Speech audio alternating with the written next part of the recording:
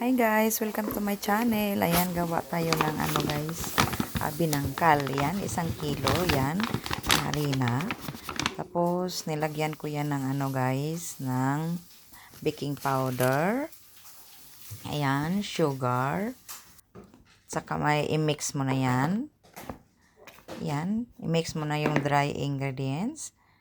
Tapos, lagyan mo yan ng 1 cup na tubig. 1 baso yan guys. Tapos nilagyan ko ng 2 itlog. Tapos nilagyan ko din yan ng oil, mantika. Yan. At saka nilagyan ko yan ng vanilla extract guys. Tapos mix mo lang yan. Ayan. Tapos kayo na magtansya guys, kapag mag-dry pa siya, so lagyan nyo lang siya ng tubig, pero unti-unti lang. Yan yung ginawa ko eh. Inuunti-unti ko siya, nilagyan ko muna siya ng kasi dry pa siya eh. So kaya inanuhan ko siya. Nagdagdag ako ng tubig niyan, hanggang naano ko siya, nabuo ko. Ayan. So dinagdagan ko pa siya ng tubig. Ayan. Kayo na magtansya. So ayan na siya. Inano ko muna siya. Ayan. Kumot-kumot ba sa Bisaya? O na. Nya dayon, ako na siyang ibutang din ha, kay ako sana siyang ipa-sit aside. Ayan. After 30 minutes guys, ayan. Natanggal na. So, nagkuan ako din ha, kay ako na siyang hiwa-hiwaon. Na, ako sana siyang gikumot-kumot, kay nihumok naman na siya. Pasensya sa gyud sa kuan guys ha, kanang unsa na sa ako ang kamot.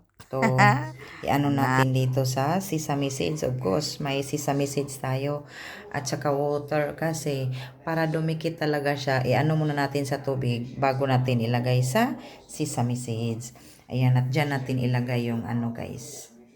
So ayan na siya guys, kasi hindi naman to pang negosyo, pang lang naman to. So dyan ko So, itansya-tansya na lang natin guys ha. Yes. Siguro parang ganito. Ayan. Tapos, para marami tayong magawa siguro no. Ayan. Lulubo pa naman to eh. Or, i-dip muna natin sa water. Ayan. Tapos, dito na natin ayan.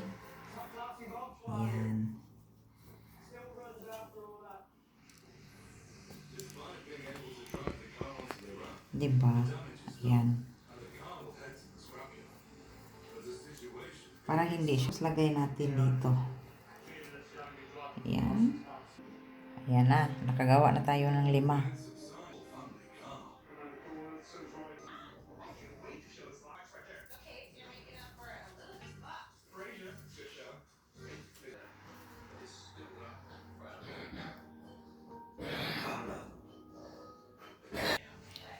Nakagawa na tayo ng 30 guys. 30 pieces dyan. So, tapos meron pa tayong natira. So, gagawa pa tayo ng another 30 siguro. Parang maka 30 pa to eh. Upo muna ako guys. Kasi nagtayo lang kasi ako kanina eh. Malinis to guys ha. Kasi naman eh. Naghugas naman ako ng kamay. Siyempre, malinis naman talaga. Di ba?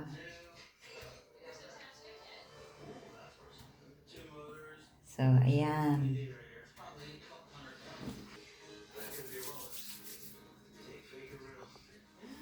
So, nakagawa na ako ng mga 30. So, gawa din ako ng another 30 siguro. Kung magkasya siya ng 30. Yan. Hindi naman malaki yung bilog ko eh. Kasi diba, tutubo pa naman to. Ayan. Don't mind my bukton guys ha. Kasi hugaw yung kong bukton. Madumi talaga yung bukton ko guys. So, hayaan nyo na yan. Nagkaganyan lang ako nung dumating ako dito sa Sweden. Kasi dati kahit maitim ako, wala naman akong ganito eh. Hindi lang yan bukton ko guys, pati na rin yung likod ko. Iwan ko, bakit kaya nagkaganon? Siguro kasi hindi lang ako.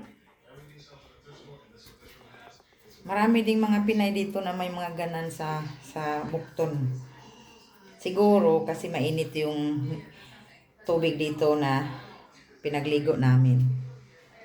Ewan ko ba? Basta. Bahala na diha. Ay, ang importante, buhi. Ang importante, buhi. Dugay naman ko nakakaon og binangkal guys. Uy. Dugay na. Dugay na kay ko nakahimo og binangkal. Nya atong time first time na kong himo murag di kayo ko kontento ba. Pero nakapalit-palit no ko og binangkal, naka order ko ni Day Sabi. Shout out diha Day. Maglaway ra gyud ko.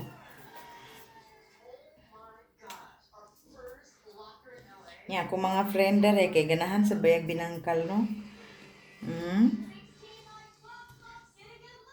Si Ate Mary, Sheila, sila Ate Teresa, si Bakla. Shout out Bakla. Alam mo na yun, sinong Bakla? Si Dima din. Si Dima nakabuhat na to og kuan. Kabuhat na to siya binangkal.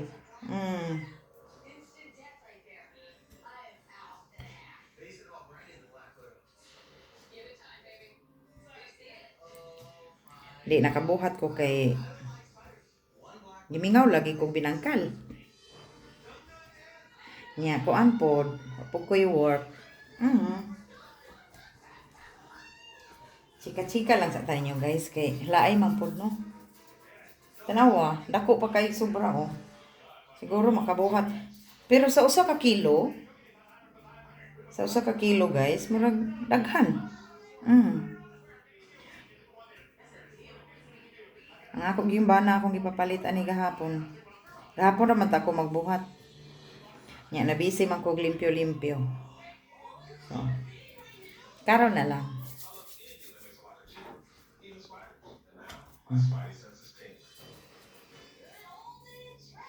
Ang kanila man mo idugay guys, ang maglingin-lingin.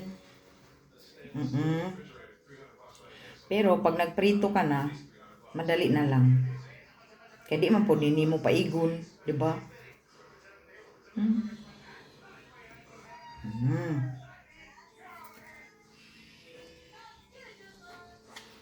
So, daghan sa day no ang mahimo sa usa ka kilo. Subot pa sabot kung magnegosyo day ka ani sa Pinas.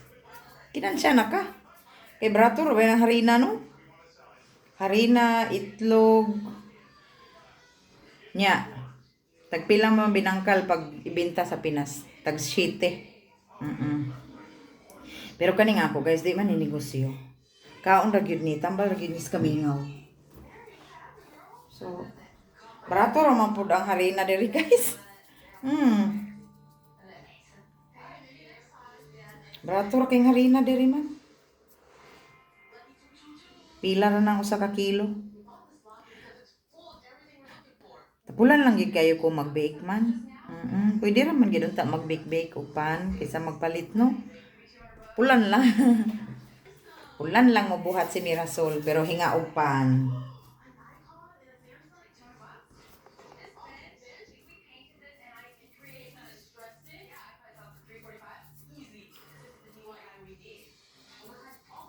Kaduha na nako nga akuan ha. 3 na nakahimo na sad ko og kuan hapit na mag 20. Di ba? Marami. So ayan na guys, nagpainit na ako ng mantika guys. Ayan, ang deep fry. So kailangan marami yung mantika para lumilitaw siya. Ayan. So ayan, kagawa po tayo ng 63 guys. 63 na binangkal. Painit na lang muna tayo ng mantika. Hina lang yung apoy. Para hindi masunog. So, ayan na guys. Pero humiwalay yung ano guys, yung linga. No? Yung sesame seeds, humiwalay siya. Iwan ko. Yang bango. Ang iba humiwalay. Pero hayaan na natin yan, basta binangkal siya. Charot. Oo. Tapos, kailangan mo lang siyang ano-anuhin guys ha. Kay ukayon ba kay? Ay, binangkal gid siya guys. Niliki gid ang binangkal. So, ayan na guys. May luto na tayo. Ayan. Pasensya na guys. Walang sesame seeds. Ayan. Okay na yan. Walang sesame seeds. Ay. Basta alam nyo na ano to. Binangkal, di ba? Ang importante, alam nyo na binangkal yung ginawa ko. Di ba? Iwan ko, bakit hindi siya kumapit?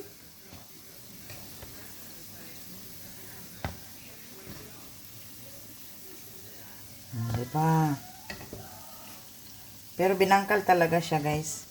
Kasi nagliki. Di ba? Oh, yan. Binangkal yan, guys. So, ayun na, guys. Tapos na yung binangkal ko. Ayan. Pasensya na po. Yung iba, mailinga. Yung iba, hindi kumapit. Pero, okay lang yan. At least, nag-success ako sa binangkal ko, guys. Ayan. Sa 1 kilo, guys, nakagawa ako ng 63 pieces. Ayun. For good. Yan, guys. Binangkal. My own version. For good.